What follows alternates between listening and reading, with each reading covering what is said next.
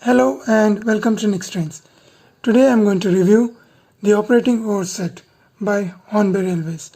Now the Triang head does have the older version and there are some various R versions are there which you can look up in the internet. I won't bother too much on that because the information is already available on that. Now this one is the one which comes with, it is the Hornby Edition, the later Hornby Edition, all made in Britain, as you can make out with the packing. Now the older one was slightly different in its shade and the heights of the trigger mechanisms. Now this is the UK version, the one which comes with the four-wheeled wagon, and when I see this old vintage packing, the child in me just springs up. I'll just quickly run through the sides of the box. It's quite simple, and one of the sides has the reference number onto it. Nothing much on the other side either. This is the top, just plain red with the ribbon, and this is the other side, and this is the back side, which is plain red. I quite like this kind of boxes, the old type boxes of Hornby, where there is no unnecessary literature and instruction. And of course in today's time you can easily look up in the net. Right, so now it does say contents as inset. So yeah, it has around 3 plus 7, about 10 piers, 10 support piers, and the unloading track. Let's see the insides. I've already taken out the wagon, so here it is. I'll just quickly demonstrate how this works. I don't have a laid out setup. Of course, as the back says, if you are lucky enough to have the upper track for the upper wagons and the track that goes below for the normal type of wagons, it's just nice. So I'll just quickly demonstrate this thing.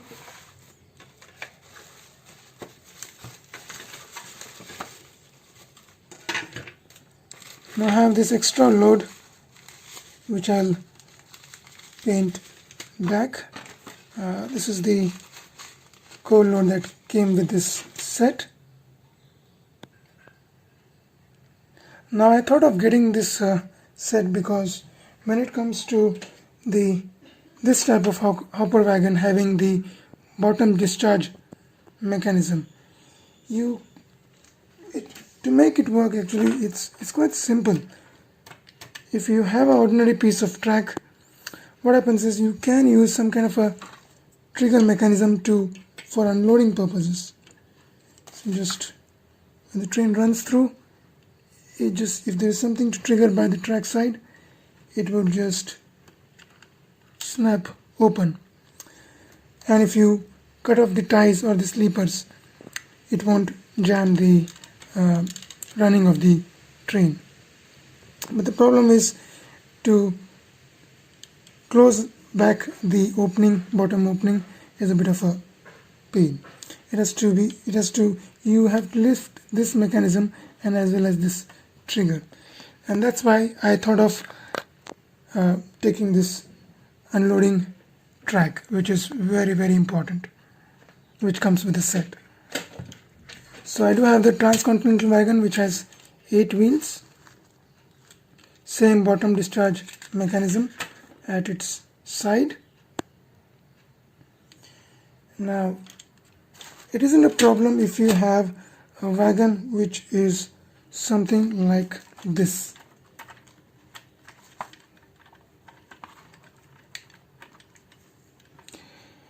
So you can use the normal track and cut off the sleepers in between for unloading of the coal or gravel, because this has a center press and it springs back and closes back. So for this kind of wagon, ordinary track works, but for these kind of hoppers with its bottom discharge mechanism, you better have this, otherwise you can't close back the lid or the mechanism that's there. So that's why this ramp is very important, and that's why I thought of taking the entire set. So I'll just quickly try to demonstrate how this works.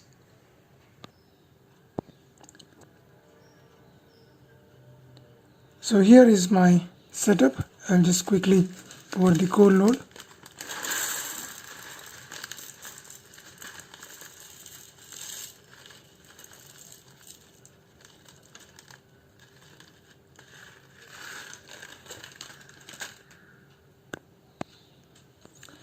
So now I don't have the electrical setup, so there's no locomotive, but I'll just demonstrate using the hands of God.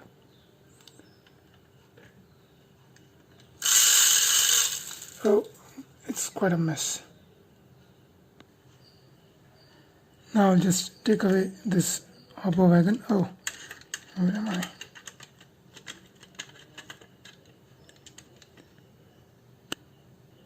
So now we shall see how it closes as the locomotive moves forward. There you see. Oh, it didn't work. Didn't quite work.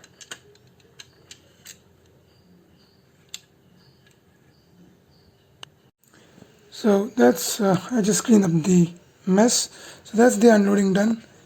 And now let's see, as the locomotive moves, how this bottom flap comes back up. There it comes up and leaves the ramp. So now it's in the closed position. You can't do it's very difficult to do this manually. Let's have a go with this four-wheel coach. I will have it loaded up again. What we'll do is this bottom wagon that I have put here, and just try to take it out without disturbing the load that is already there in it. Let's have a go with this type of wagon also on the ramp. Hope not to make a big mess. I'll just put it on track properly. Now I have the two center press wagons here. Let's see, fingers crossed. I hope the load won't fly here and there. I will slowly give it a push. Yeah, not bad. It's still contained within the tray that I have put. Okay, I'm going to stop it. But the spring mechanism is now jammed as the load it's still unloading. Okay. Yeah. Okay. Yeah, I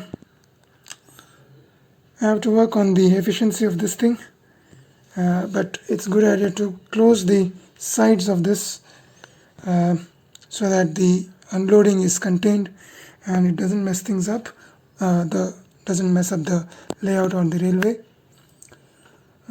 I will just show with this four-wheel wagon once. Let's have one more go. Now let's try with this four-wheeled wagon. This wagon does have silver wheel lining wheels. I'm not sure whether it's completely metal or it's kind of some kind of a silver lining old type wheels to it. Anyway, so I'll just have one more demonstration go. Hope not to spill much here and there.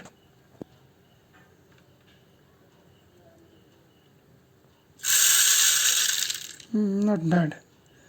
Let's see the thing close.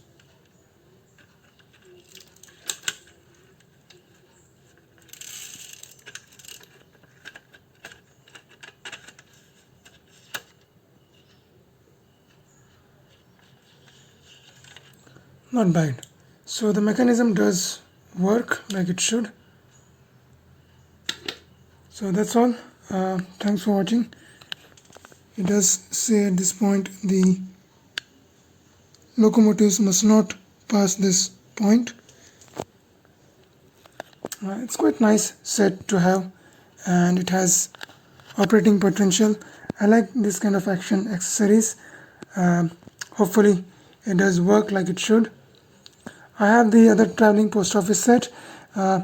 It's there as the card.